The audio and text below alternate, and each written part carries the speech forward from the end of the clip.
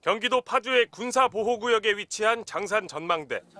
2년 전 숨진 전두환 씨의 유해를 이곳에 묻으려던 움직임이 최근 알려져 지역 사회의 반발이 거셌습니다. 사유지인 전망대 부지 5,600여 제곱미터를 전 씨 측이 5억여 원에 매입하려고 시도했던 겁니다.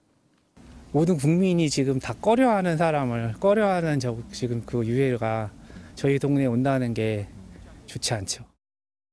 시민단체들뿐 아니라 파주시장까지 반대에 나서자 결국 땅 주인은 부담감을 느낀다며 땅을 안 팔기로 했다고 밝혔습니다. 문제의 전망대 부지를 포함해 일대 6만 6천여 제곱미터는 지난해 한 매입자가 땅 주인과 매매 가계약을 맺고 캠핑장 등으로 개발을 추진하던 곳이었습니다. 군사보호구역에 위치한 만큼 군 당국을 상대로 개발 동의 절차도 진행하던 중이었습니다. 그런데 최근 전 씨 측이 나타나 가계약자에게 전망대 부지만 매입을 시도한 겁니다. 당시 전 씨 측은 공원을 짓겠다고만 밝히고 전두환 유해 매장에 대한 계획은 언급하지 않은 걸로 전해졌습니다.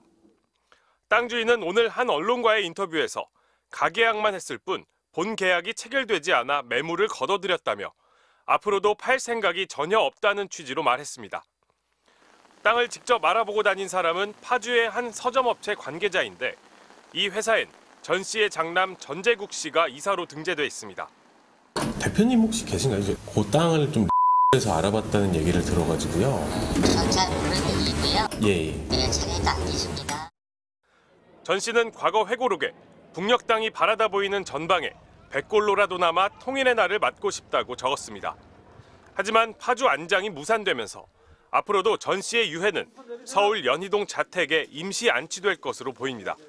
MBC 뉴스 윤상문입니다. 조금 전에 박 대통령 각하께서 서거하셨습니다. 대통령이 피살되자 권력 찬탈을 위한 일촉즉발의 상황에 팽팽한 긴장감이 계속됩니다. 이런 어려운 시국에 서로 같은 편 하면 대한민국 육군은 다 같은 편입니다. 와, 그렇습니까? 1979년 12월 12일 서울. 신군부 세력의 반란을 막기 위한 9시간. 실패하면 반역, 성공하면 혁명 아닙니까? 서울의 봄은 지난달 22일 개봉해 열흘 만에 300만 관객을 돌파했습니다. 주말을 찾아 극장에는 영화를 보러 온 시민들이 가득합니다. 지금 가장 핫한 영화이기 때문에 한번 어떤 내용인지 보러 왔습니다. 아픈 역사를 이제 젊은 사람들도 이렇게 영화 같은 걸로 많이 알아야지. 영화를 보고 난 관람객들은 지역의 역사를 다시 기억해 봅니다. 그렇게 해서 꼭 그 자리에 갔었나?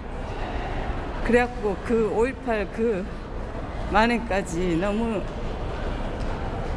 수많은 사람이 죽었다는 게 너무 가슴 아프네요. 광주 전남의 영화관을 찾은 100명 중 94명이 서울의 봄을 선택했습니다. 전국과 비슷한 수치입니다. 누적 관객 수는 광주 12만 명, 전남 8만 명입니다.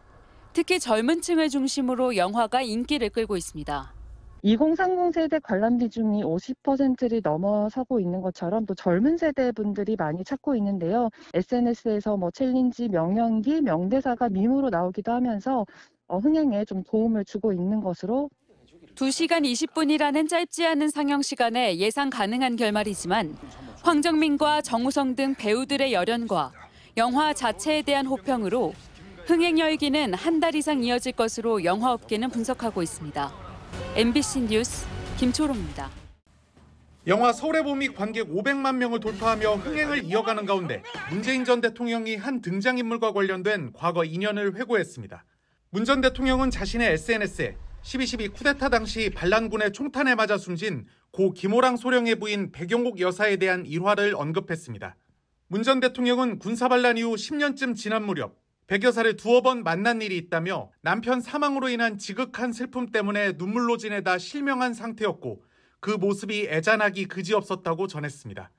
이어 당시 한 기자가 그녀를 손해배상 소송 법률 상담차 변호사 사무실로 모시고 왔다며 전례 없는 소송이어서 결과를 전망하기 어렵지만 진상규명과 명예회복을 도모할 유일한 길이라는 의견을 말해줬다고 밝혔습니다. 문 전 대통령은 그런데 소송 의지를 밝혔던 백 여사의 연락이 끊어졌다며 얼마 뒤 해당 기자로부터 실족사로 추락했다는 소식을 들었다고 썼습니다. 그러면서 장래가 촉망되던 남편에 이어 부인까지 젊은 나이에 안타까운 운명이 되고 말았으니 정말 애달픈 일이라며 부디 저승에서 두 분이 이어져 행복하길 비는 마음이라고 글을 맺었습니다. 12.12 군사반란 당시 서울 송파구 특전사 사령관실에 반란군인 제3공수여단 부대원 10여 명이 들이닥쳤고 사령관 비서실장인 김호랑 소령은 정병주 사령관을 보호하기 위해 총격전을 벌이다 난사당해 숨졌습니다. 영화 서울의 봄에서 배우 정혜인 씨가 연기한 오진호 소령의 모델인데 순직 당시 35살이었던 김호랑 소령은 1990년 중령으로 추서됐고 2014년 보국 훈장이 추서됐습니다. 김 소령의 아내 백용옥 씨는 남편의 죽음 이후 충격으로 시신경 마비가 되어 실명했습니다. 1987년 민주화 이후 남편의 명예회복에 나섰지만 1991년 6월 숨진 채 발견됐고 경찰은 실족사로 결론 내린 바 있습니다.